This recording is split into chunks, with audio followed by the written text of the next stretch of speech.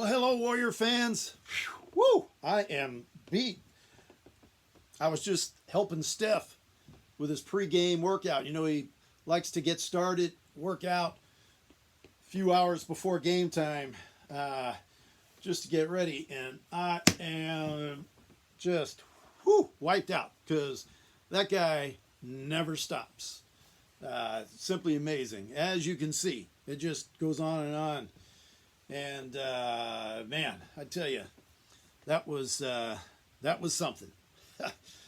Needless to say, this is Scott once again with another edition of DUBS Playoff Watch. So thanks for joining me. Oh, and by the way, many of you may be thinking or saying to yourselves, "Hey, that's not that guy. That's not him. He's got a blue shirt on." Yeah, he worked me so hard, I had to change shirts. And I'm going to show you the most recent workout, which happened just like an hour ago. And I had to change into my white shirt. So I started in blue, now I'm in white. So in case any of you are wondering what happened there, well, what's he talking about? That's what that is. I just want to eliminate any confusion there might be. Because when we start going at it and working out, and I'm retrieving balls for Steph, man, it just doesn't end, let me tell you. So as you can see, there I am in my white shirt. That's the way it started. Again, just want to make sure you know that this is on the up and up, so to speak. And hey, let's talk about the East yesterday. And wasn't that not something? What happened to the criticality and the sense of urgency on the 9 versus 10 game? I mean, Indiana came to play as anticipated because, Brogdon was back and they were much healthier. McBuckets certainly was back and healthy. He showed that immediately in the first quarter. So all that was very beneficial. But Charlotte, man, and they're a young team, but they have some veterans, and it wasn't, I don't think it was lack of effort, but they did look like it was just a regular season game. And again, not all of them, but many of the players and the effort. That's the way it appeared. So, wow. And then the Celtics and the Wizards. Whew. I knew that was going to be a game. And even with Jalen out, Tatum and Kemba, kudos, man. Some people don't know this, but as a matter of fact, a lot of people don't know this. But yeah, I love the Celtics squad. They played yesterday the way I expected them to play most of the season with the players that they send out there. They have weapons and ability, and they grind on defense. They have one of the best defenders in the entire league in Marcus Smart.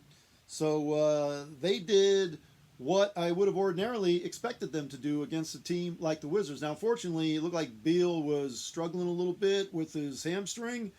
So I don't know if that's going to continue to plague him tomorrow, because as a result of their loss, Celtics obviously moving on, and they're going to go play Brooklyn in the series. But as a result of the Wizards losing, they are now going to play the Pacers. And again, the Pacers look fantastic, and the Wizards didn't look that great. But of course, I'd like to say it's a marathon and not a sprint, but because of this play-in tournament, you only get one shot. In this case, the Wizards get 2 shots, but tomorrow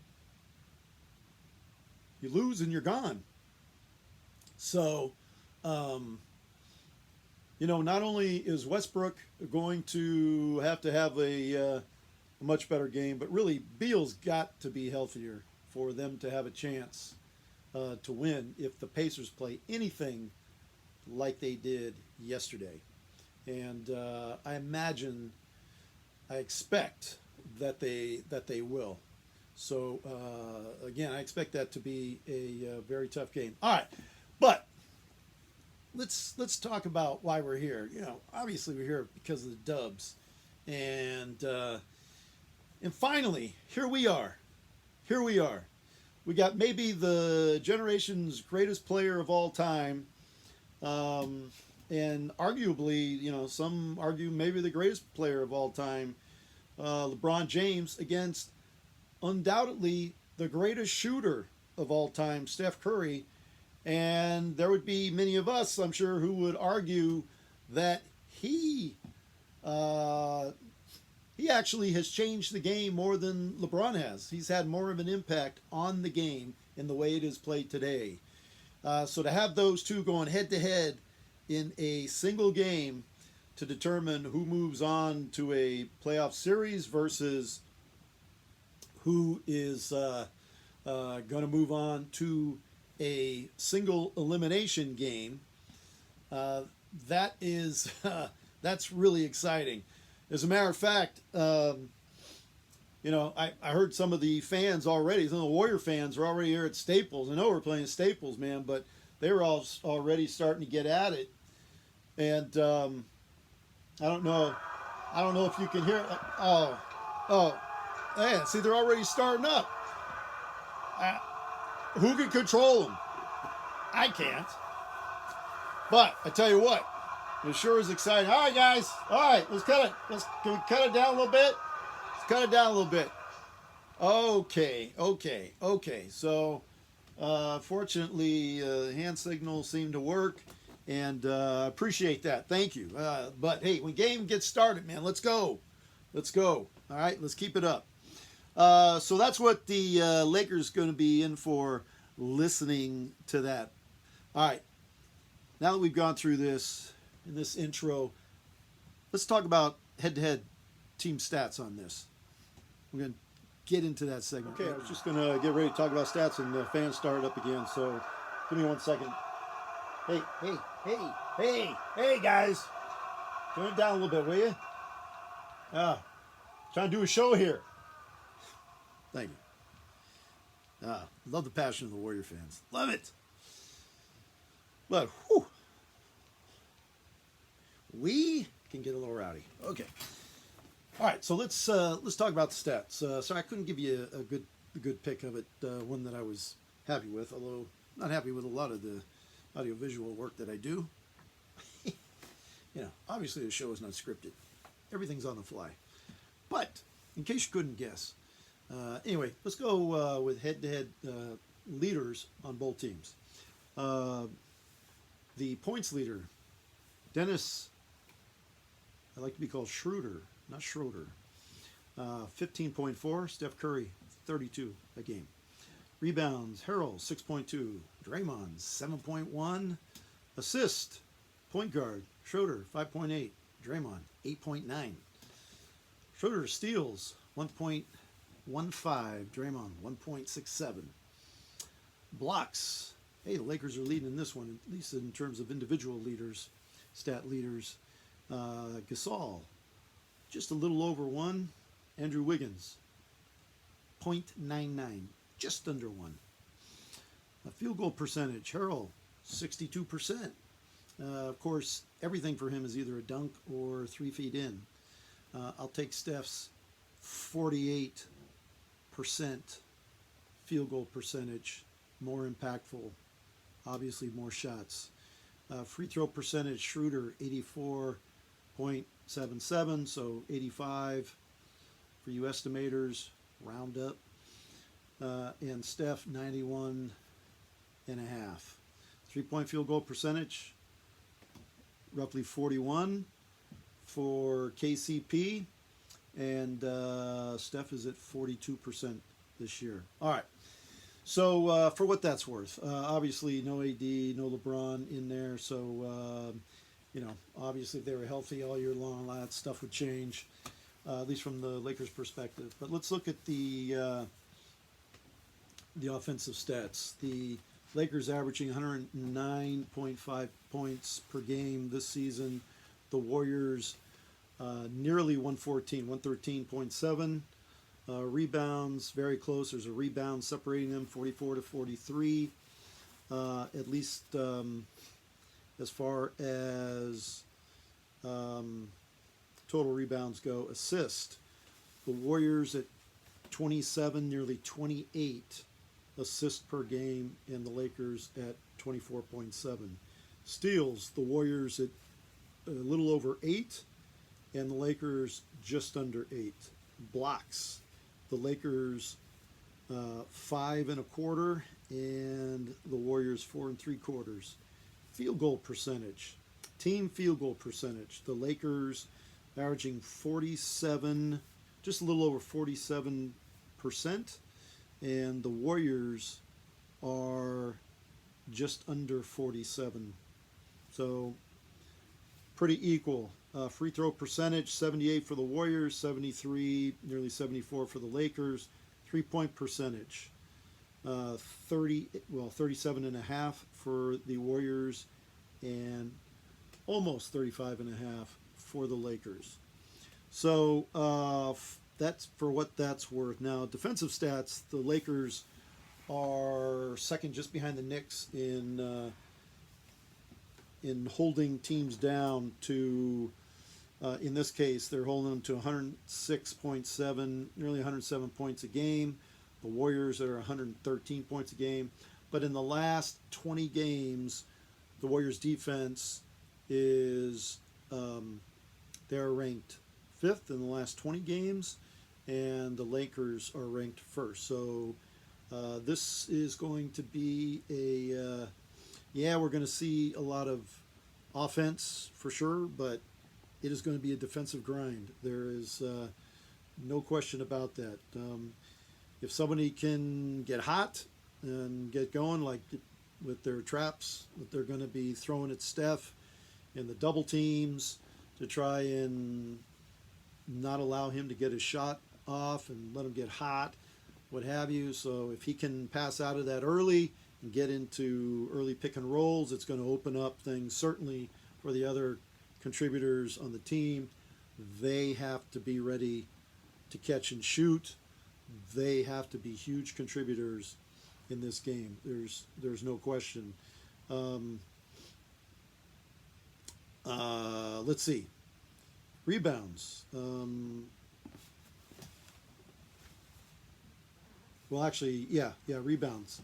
Warriors allow 48 per game. Lakers allow 42. Assist. Lakers allow 25. The Warriors allow 23. Let's get to field goal percentage. 45.5. Lakers allow teams to shoot against them. Those Warriors allow 44.5. Very close, obviously, in all this. Three-point percentage, point difference as well. Come on. LeBron versus Steph. Steph versus LeBron. Draymond, AD. This is, and very valuable contributors throughout both teams, no question. The Warriors, they have some younger players that play more vital roles than they do on the Lakers side. So I think the Lakers have a little more experience, but when it comes to championship core, obviously Steph and Draymond have been through it a number of times. Looney has been through it a number of times. And LeBron, obviously, he's won 4. Steph and him, Steph's leading and Draymond's leading 3-1 against LeBron personally. But LeBron and AD and many of the Lakers last year have already been through this championship playoff series and win. So many of them have that experience. I think a huge part of this game is going to be Wiggins for the Warriors. He has been the Iron Man for them all year. He has been very consistent, to say the least. And then the X factor on the Warriors side, which is all I can speak to. My favorite son-in-law can speak to the favorite on the Lakers side, which I don't have today, because I've been helping Steph warm up, of course, anyway, is going to be Poole. Can he keep up his hot shooting and his contributions off the bench and remain aggressive when he's in there with Steph and be the man when, along with Wiggins, when Steph is resting? All those are interesting questions. It is so exciting that we have reached this point finally where it's 7 versus 8. It's not single game elimination. No, but it may be the most exciting head-to-head matchup in a single game to launch the Western Conference playoffs. And now when I say launch, that the 9 versus 10, they're going to play first today. Let's not forget about that. I'm just going to touch on that real briefly.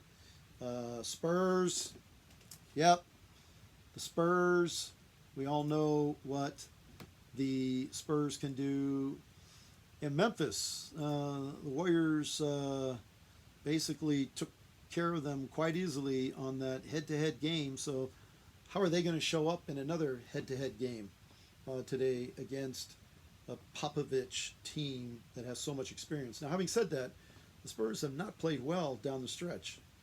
Just 2-8 in their last 10 of regular season. So, and of course they had lost 4 in a row. So that's going to be very interesting to see which team shows up against Memphis today. I expect it to be a tight game, but I expected the Hornets and the Pacers to be a tight game yesterday. So what do I know?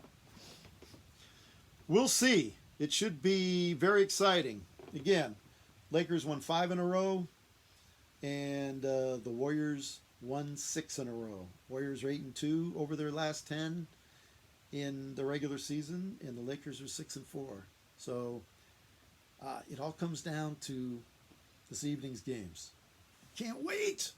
Let's go. Like, these guys can't wait over here. They just keep going off every single time I try to tell them. But I'm telling them now, it's okay. It's okay. There we go. Let's go out on this. Can you hear that? That's music to my ears. Let's go, Warriors. And if you can't hear me, just like always, stay safe out there and go Warriors! Let's go! Let's go! Take care of yourselves.